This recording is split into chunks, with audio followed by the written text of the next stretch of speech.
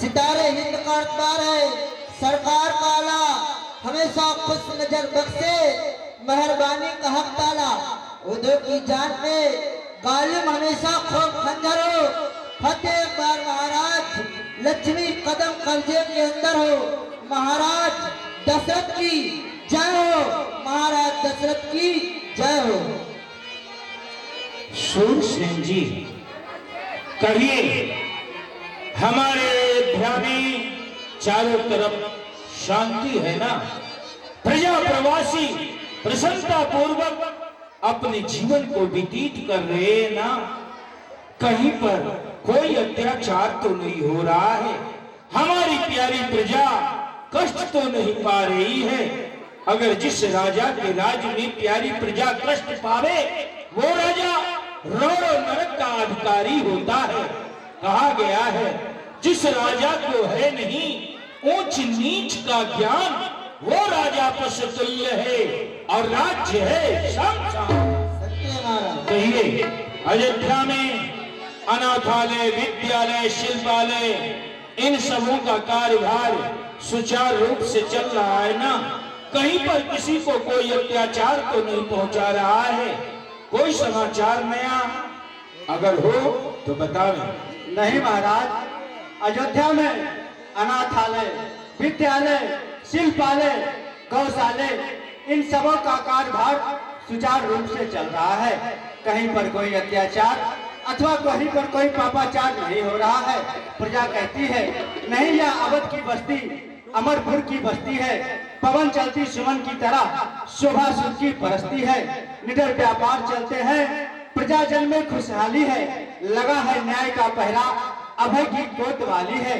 महाराज दूध फूट घर घाट से घर घर है आवादानी, सिंह और बकरी पीते हैं सरजू तक एक घाट पानी। धन्य है, यह सुंदर संवाद सुनकर के मेरा मन बड़ा ही प्रसन्न हुआ। यही होना चाहिए, क्योंकि जब जड़ ही खोखला होगा तो पत्ता कहाँ हरा होगा। न राजा का भला होगा, न प्रजा का भला होगा। प्रजा ही अगर राजा को पिता के समान समझती है, तो राजा का भी परम कर्तव्य होता है कि अपनी प्यारी प्रजा को पुत्र के समान ही समझे। बजे ताली जुगल कर से, नियम यही सदा से है। राजा यदि प्रजा से, तो प्रजा भी राजा से है। सत्य है महाराज। महाराज, जब पहले आप कभी दरबार में बैठा करते थे तो आपका मन बहुत प्रसन्न रहा करता था, परंतु आज क्या बात है जो आपका मुख मलिन है महाराज? सूरसेन जी, मुख मलिन होने का कारण है कि मुझे आज एक चिंता उत्पन्न हो गई है। मेरे मन में आज चिंता आज जागृत हो गई है। वो चिंता बार बार मेरे मन को टटोल रही है और मुझे उपदेश करा रही है। महाराज दशरथ, शीघ्र ही प्रयत्न करो, शीघ्र ही उपाय करो, क्योंकि तुम्हारा धीरे धीरे पूरा पद आ रहा है। अवधपुरी को वास है नित सरजू स्नान, ताको फल कछु मिले नहीं है चौथा फल नियरान। अवध में वास करते हुए, नित सरजू में स्नान करते हुए, संत ब्राह्मण गौओं की सेवा करते करते मेरा चौथा पन आ रहा है। लेकिन मंत्री जी, अभी तक ग्रह में एक पुत्र नहीं हुआ। यही चिंता आज मेरे मन में उत्पन्न हो गई है और चिंता जो है वो मनुष्य को दिन प्रतिदिन खाए अंदर खाए जाती कि मेरे न रहने के बाद सूर्य उदय से लेकर के सूर्य अस्त तक अयोध्या का राज्य है और मेरे न रहने के बाद प्यारी प्रजा प्रवासियों का पालन पोषण कौन करेगा? अपने संतान की तरह प्यारी प्रजा का पालन पोषण करने वाला क्या मेरे न रहने के बाद कोई दूसरा नहीं होगा? संत ब्राह्मण गौ की सेवा करने वाला अब क्या अयोध्या में कोई नहीं होगा? क्योंकि मेरा तो बुढ़ापा आ रहा है, गृह में अभी तक कोई पुत्र नहीं हुआ। आज मैं प्रातः काल उठ करके नगर भ्रमण कर रहा था। मंत्री जी, मेरे राज्य में झाड़ू लगाने वाली ब्रह्म मुहूर्त में झाड़ू लगा रही थी और मुझे देखकर उसने मुख को फेर लिया। मैंने कहा, क्या बात है? राजा का प्रातः काल दर्शन करना तो शुभ माना गया है, लेकिन तुम मेरे मुख को देखकर फेर क्यों ली हो? उन्होंने कहा, महाराज दृष्टा क्षमा हो। हे महाराज दशरथ, मैं कहना नहीं चाहती हूं, लेकिन आपने पूछ लिया तो मैं बताती हूं कि आपके पास कोई पुत्र नहीं है, और महाराज जिसका पुत्र नहीं होता इसका मुख देखना भी प्रातःकाल पाप होता है। यही चिंता आज मेरे मन में जागृत हो गई है। मंत्री देखो, आता है ग्रीष्मकाल, सुंदर बसंत ऋतु जाती है, तरुणाई पर पड़ गई ओश, अब वृद्ध अवस्था आती है। बरसों गर्जा युद्ध स्थल में, बरसों शिकार में लीन रहा, बरसों तक राज ताज देखा, बरसों महलों में मग्न रहा। ये सब करते करते चौथा पल आ गया, किंतु ग्रह में पुत्र नहीं है। इसी बात की ये चिंता मुझे दिन प्रतिदिन खाए जा रही है। आज चल रहा हूं, गुरुदेव भगवान के चरणों में विनती प्रार्थना करूंगा। यदि उनकी कृपा होगी तो ये भी अभिलाषा अवश्य पूर्ण होगी, नहीं तो राज और ताज गुरुदेव के चरणों में रखकर पूर्वजों की भांत मैं भी भगवत भजन करने के लिए चला जाऊंगा। मंत्री जी, आप लोग भी साथ में चले, श्री गुरुदेव भगवान के आश्रम पर चला जाए। ठीक है महाराज, चलिए। चलिए महाराज। गुरु ब्रह्मा गुरु विष्णु गुरुदेवो महेश्वर, गुरु साक्षात पार ब्रह्मा, तस्मै श्री गुरुवे नमः। श्री गुरुदेव भगवान के चरणों में दास दशरथ का प्रणाम स्वीकार हो। कल्याण हो हे चक्रवर्ती नरेश, तुम्हारा सदा सर्वथा कल्याण हो। आओ आसन ग्रहण करो। चक्रवर्ती दशरथ, आज इस प्रकार से अचानक अपने चतुर मंत्रियों के समेत हमारे आश्रम पर उपस्थित होने का क्या कारण है?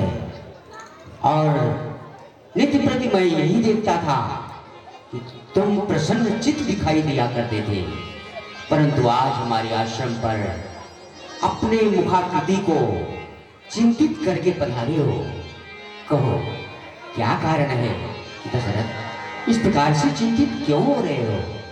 गुरुदेव, आज एकाएक मन में चिंता जागृत हो गई गुरुदेव, और चिंता का कारण ये है कि मेरा बुढ़ापा आ गया है गुरुदेव। महलों में अभी तक कोई पुत्र नहीं हुआ। मेरे न रहने के बाद ये राज और ताज कौन देखेगा? कौन संत ब्राह्मण गौ की सेवा करेगा? आपके श्री चरणों की सेवा कौन करेगा गुरुदेव? यही चिंता मेरे मन में जागृत हो गई है। हे स्वामी, 3 विवाह किए, हे स्वामी 3 विवाह किए, पर आशा लता हरी न हुई। है चौथा पर आने वाला, अब तलक वह स्वर्ण हरी न हुई। अधिकार भविष्य में किसका है, जो गुरुवर अब तलक अंधेरा है। मैं निर्बल होता जाता हूँ, ये प्रबल दुख ने घेरा है। वो वृक्ष निरर्थक है स्वामी, जिसमें न एक भी फल होवे। वो मेघ नहीं शोभा पाता, जिसमें न बूंद भर जल होवे। ज्यादा की इच्छा नहीं है गुरुदेव, ज्यादा नहीं, एक ही हो। जो नाम चलाने वाला हो राज ताज का अधिकारी और वंश बढ़ाने वाला हो। हे गुरुदेव, यही चिंता मुझे आज दिन प्रतिदिन खाई जा रही है। गुरुदेव, यदि आपकी कृपा हुई तो यह भी इच्छा मेरी पूर्ण होगी, नहीं तो ये राज ताज मैं आपको सौंप कर भगवत भजन करने के लिए चला जाऊंगा प्रभु। हे चक्रवर्ती दशरथ, तुम कोई साधारण राजा नहीं हो। तुमने समस्त धर्म और नीतियों का शोधन किया है। हर राजा के लिए उसकी प्रजा ही पुत्रवत होती है। वो अपनी प्रजा में ही पुत्र का दर्शन करता है और अपनी पुत्र की भांति अपने प्रजा का लालन पालन करता है। अपने स्वतः के किसी पुत्र अथवा किसी वस्तु की प्राप्ति के लिए इस प्रकार से चिंतित होना एक धर्मवान राजा का कर्तव्य नहीं है। हे चक्रवर्ती नरेश, आप इस प्रकार से व्याकुल हो रहे हैं। चिंता करने से आज तक किसी के किसी भी कार्य की सिद्धि नहीं हुई है। चिंता करने से मानव के देह का तो नाश होता ही है, साथ साथ बुद्धि और विवेक का भी विनाश हो जाता है। हे चक्रवर्ती नरेश, चिंता करना है नहीं, शत्रुओं का कर्तव्य आप प्रकट हो जाएगा। जो होगा कर्तव्य होनहार तो स्वयं प्रकट हो जाता है। इसलिए चिंता चिता से बढ़कर है, उनके समान लग जाती है, मुर्दे को चिता जलाती है, पर चिंता जीते को खाती है। तुम प्रहलाद आदि को का क्या पुत्रों ने नाम चलाया? तुम्हारे ऐसे पूर्वजों का क्या पुत्रों ने नाम बनाया है? दशरथ, इतना ध्यान रहे, पुत्रों से नाम नहीं चलता। हो जावे पुत्र कुपुत्र कहीं तो दाल है छाती पर लगता। इसलिए हे चक्रवर्ती नरेश, नाम और यश की प्राप्ति तो स्वतः के कर्मों से होती है। आप एक पुत्र के लिए इस प्रकार से चिंतित ना हो, पर चिंतन करना तुम्हारा कर्तव्य है, क्योंकि एक सद्गृहस्थ पुरुष को पुत्र की प्राप्ति भी आवश्यक है। जिस सद्गृहस्थ को पुत्र रत्न की प्राप्ति नहीं होती, ऐसे सद्गृहस्थ की गति और मुक्ति नहीं हुआ करती है। हे नरेश, आप हमारे शिष्य हैं। आपने अपने कर्तव्य का पालन किया। आपने आकर के हमारे समक्ष अपने दुखों को व्यक्त किया, तो मैं भी गुरु होने के नाते मेरा भी कर्तव्य है कि मैं हर प्रकार से वह कार्य करूं कि आप समस्त चिंता और दुखों से मुक्त हो जाएं। क्योंकि जो गुरु ऐसा नहीं करते, जो गुरु अपने शिष्य को चिंता और भय से मुक्त कराने का प्रयत्न नहीं करते, अभी तो उसके धन का ही अपहरण करते रहते हैं, ऐसे गुरु घोर नरक में वास किया करते हैं। इसलिए आपने अपने कर्तव्य का पालन किया। अब मैं भी अपने कर्तव्य का पालन करते हुए आपको चिंता से मुक्ति दिलाने के लिए आपको आशीर्वाद देता हूँ। होई है तुचारे। आप एक पुत्र के लिए इस प्रकार से चिंतित हैं, आपको मेरा आशीर्वाद है। आपके भवन में एक नहीं, दो नहीं, चार पुत्र उत्पन्न होंगे, परंतु इसके लिए आपको कुछ कर्म बोलिए गुरुदेव भगवान की जय। क्या करना होगा गुरुदेव? आपने समस्त धर्म नीतियों का शोधन किया है, वेद पुराणों का भी शोधन किया है। आपने सुना होगा पुत्रेशी एक यज्ञ ऐसा यज्ञ है जिसके करने से निपुते को भी पुत्र की प्राप्ति हो गई है। इसलिए आप एक पुत्रेष्टि यज्ञ करावें। उस पुत्रेष्टि यज्ञ के करने से आपकी कामना अवश्य ही पूर्ण होगी। पुत्रेष्टि यज्ञ कराने में श्री सिंगी ऋषि जी अत्यंत करके निपुण हैं। उन्होंने कई एक ऐसे यज्ञ कराए हैं जो सफल हुए हैं। आप उन्हें बुला करके और उन्हें आचार्य पद दे करके उन्हीं के द्वारा यह यज्ञ संपन्न करावें, आपकी मनोकामना अवश्य पूर्ण होगी। जय श्री आज्ञा गुरुदेव। आपने कई एक पुत्रेष्टि यज्ञ ऐसे कराए हैं जो अवश्य ही पूर्ण हुए हैं। इसलिए आपसे निवेदन है, आप आचार्य पद ग्रहण करें और इस पुत्रेष्टि यज्ञ को पूर्ण करा करके महाराज चक्रवर्ती दशरथ के समस्त इच्छाओं को पूर्ण करें। श्रेष्ठ, यह कार्य तो आप स्वयं ही सिद्ध कर सकते थे, किंतु ऋषिराज, यदि आपने हमें बुलाया है तो मैं अवश्य ही आचार्य पद को ग्रहण करूंगा। किंतु ऋषिराज, आपने यज्ञशाला का निर्माण कहाँ पे कराया है?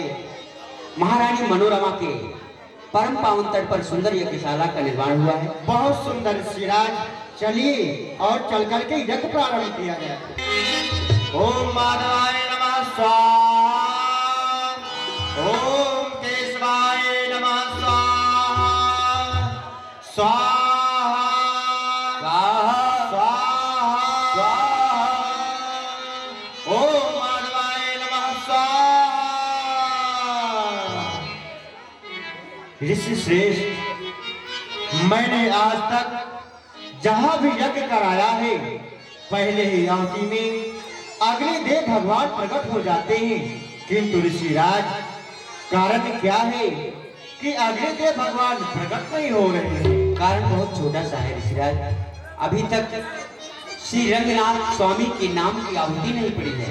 रंगनाथ स्वामी महाराज चक्रवर्ती दशरथ के कुल देवता हैं, उनके नाम की आहुति दी जाएगी। भगवान अग्निदेव अवश्य कृपा करेंगे। कैसी आज्ञा ऋषिराज। ओम रंगनाथाय नमः स्वाहा, ओम रंगनाथाय नमः स्वाहा। बोले अग्निदेव भगवान की जय।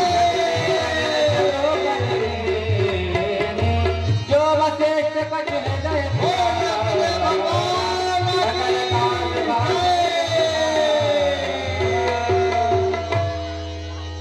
लीजिए लीजिए हव्य महिपत, बांटिए रानी भाग बनाई।